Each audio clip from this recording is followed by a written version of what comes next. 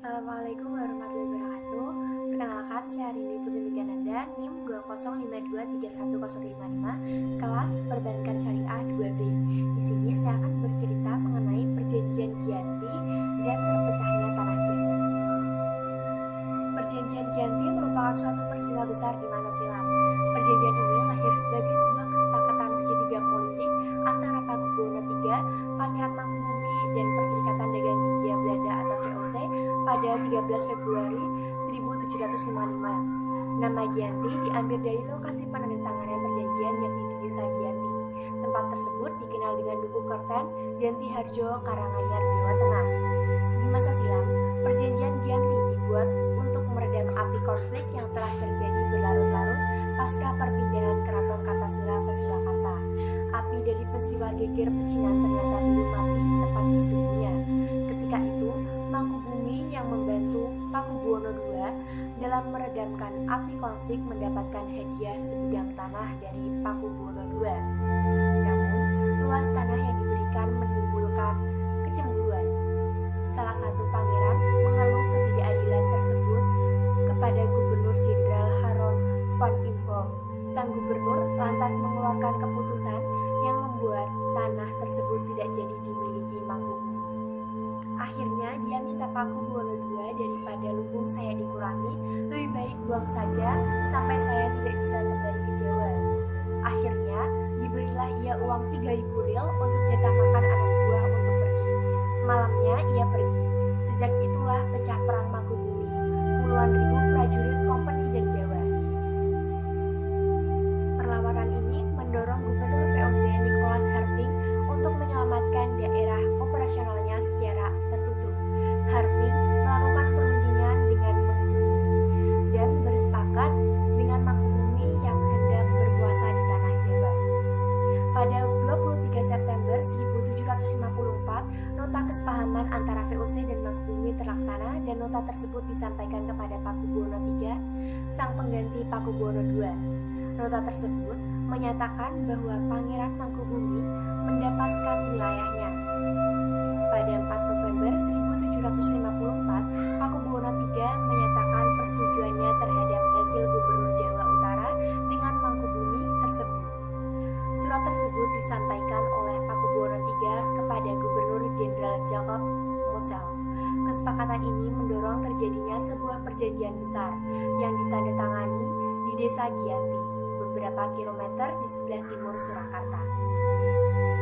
Penandatanganan perjanjian Giyanti ini menjadi terbelahnya tanah Jawa menjadi dua bagian, atau dikenal dengan istilah Palihan Nagari. Hal ini menjadi awal mula naik tahtanya Mangkubumi di Yogyakarta sebagai Sri Sultan Hamengkubuwono I dengan gelar Senopati ing Ngalogo Sayyidin Padnotogomo Khalifatullah. Sejak ditandatangani perjanjian tersebut pada 13 Februari 1755. Lalu, 2 hari kemudian pada 15 Februari terjadi pertemuan untuk merumuskan pembagian atribut-atribut keraton seperti keris, bahasa, dialek, bahasa Bagongan.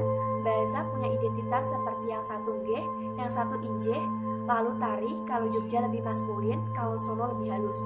Untuk tutup kepala atau disebut blangkon, Yogyakarta pakai cepol di belakang. Kalau Surakarta yang terepes. Ini yang menjadikan masyarakat berbeda dalam hal penampilan dan klaim.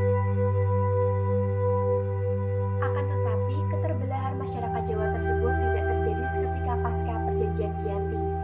Untuk masalah bahasa, karena masalah lingkungan, kebiasaan setiap hari perubahannya, kita tidak tahu apakah zaman Hamengkubuwono I atau zaman Diponegoro atau zaman sesudahnya, dan bahasa tidak dapat berubah begitu cepat dalam waktu 1 sampai 2 tahun, mungkin sampai 30 sampai 50 tahun. Proses pembagian wilayah dan juga aspek-aspek lain seperti bahasa mengalami proses panjang seiring waktu. Perjanjian Giyanti yang tidak merinci mengenai wilayah pada gilirannya menimbulkan rentetan-rentetan peristiwa. Pembagian wilayahnya itu sengaja diacak sehingga ada wilayah yang tumpang tindih satu sama lain, sehingga menimbulkan kecenderungan untuk konflik di antara kedua kerajaan itu.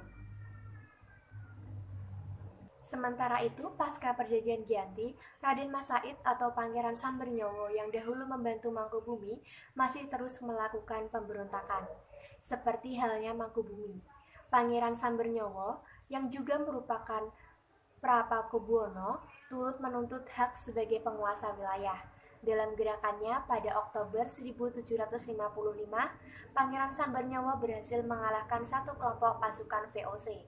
Kemudian, pada Februari 1756, dia hampir membakar keraton yang didirikan di Yogyakarta. Setelah perang bertahun-tahun, VOC akhirnya menyudahinya dengan ditandatanganinya Perjanjian Solo III pada 1757. Perjanjian ini membuat tanah Jawa kembali terbagi. Pada perjanjian ini disepakati bahwa Pangeran Sambernyowo mendapat sebagian dari wilayah Kasunanan Surakarta. Dengan wilayah Kasunanan yang dikenang sebagai Kadipaten Mangkunegoro, Pangeran Sambernyowo pun berjatah tahta dengan gelar Kanjeng Gusti Pangeran Adipati Aryo Mangkunegoro Lelono Joyo Miseso Senopati ing Alogo Satrio Rogo Mataram ing Nagari Surakarta Adiningrat. Keterbelahan Jawa ini kemudian belum berhenti. Pada 1813, di masa Gubernur Jenderal Thomas Stamford Raffles dari Kerajaan Inggris, Kesultanan Yogyakarta terbelah pada dengan lahirnya Pakualaman. Dengan demikian, tanah Jawa memiliki 4 wilayah pemerintahan, masing-masing penuh dengan perbedaan model dengan orientasi politik.